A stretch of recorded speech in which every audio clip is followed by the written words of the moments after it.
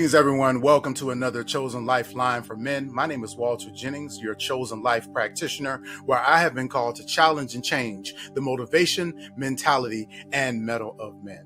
I want to spend a couple of minutes today talking to you about being motivated by validation from others, or external validation. Now, external validation is the acknowledgement of your strengths and emotions from other people. These could be friends or loved ones, where you often are looking to them for support and encouragement. And there's absolutely nothing wrong with that when we have it in balance. It's important that as we are getting this information and getting these affirmations from the individuals that are close to us, that we are not allowing ourselves to become completely dependent on validation from other people. It must be balanced by us having the internal intrinsic validation from ourselves. So as we maintain this balance, I want to share 5 quick points that will allow us to remain having a healthy balance between our internal validation and our external validation, which will hopefully help to cultivate a healthy self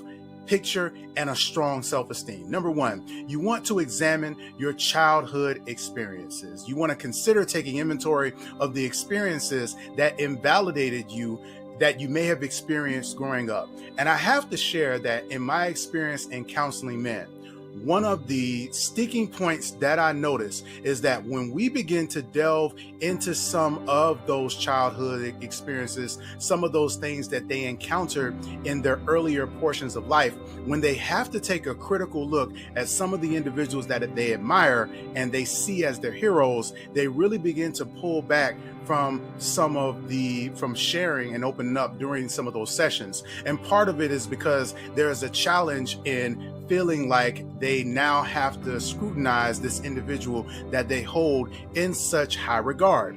And it's important to understand that just because an individual may have given you the right information the wrong way, or the wrong information the right way, that they are, because they were flawed, is no reason to back away from doing the necessary work within yourself and also holding them in high regard, to separate the information from the individual. So it's important that as you're committing to doing the work, to exploring your background and your childhood, that you be willing to do that, but understanding that separating that information from the individual is an important part of maintaining resilience in that process. Number 2, you want to use self-care to self-validate. Try replacing your excessive validation-seeking behavior and thoughts, if you have them, with self-soothing methods for you, such as meditation or stretching or going for a walk. You want to practice these things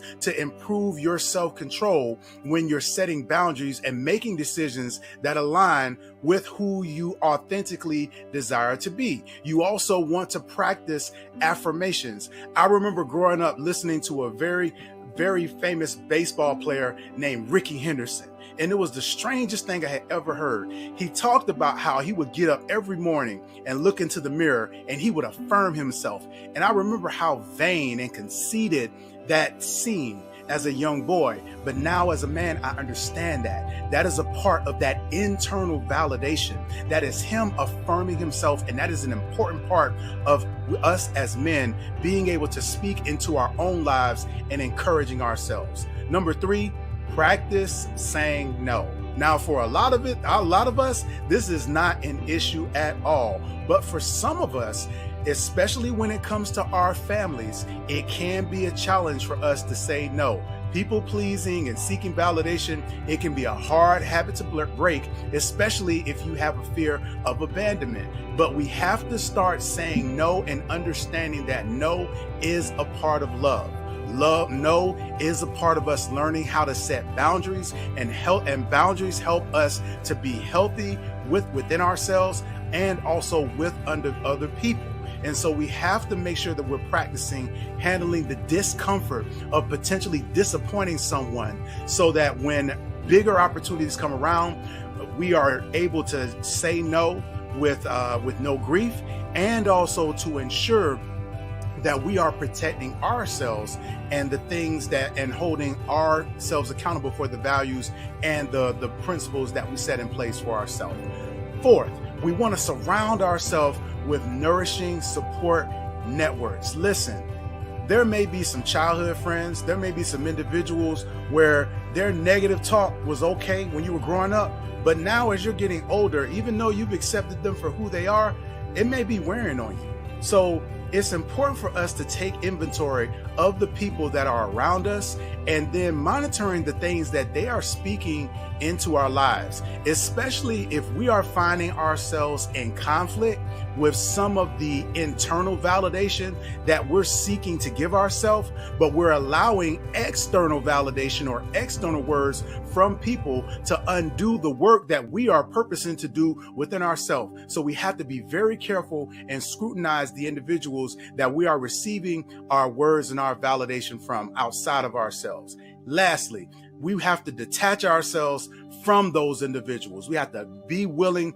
to let those friendships, to let those relationships, to let those individuals that are not positively pouring into our lives in ways that are not healthy for us, we have to be willing to cut those ties and let them go. Now, know that it's going to be a painful thing, but oftentimes in life, certain things that are necessary and productive will be painful.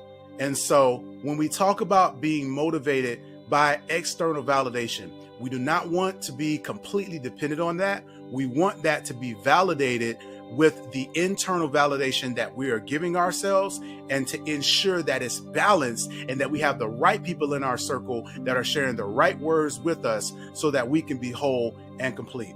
Hey, thank y'all so much for tuning into this Chosen Lifeline for Men. Be sure to like, share, subscribe, and visit us at chosenlifespecialist.com. Book me for a session. We'd love to partner with you in your path and in your journey. My name is Walter Jennings from Chosen Life Specialist, where I have been called to challenge and change the motivation, mentality, and mettle of men.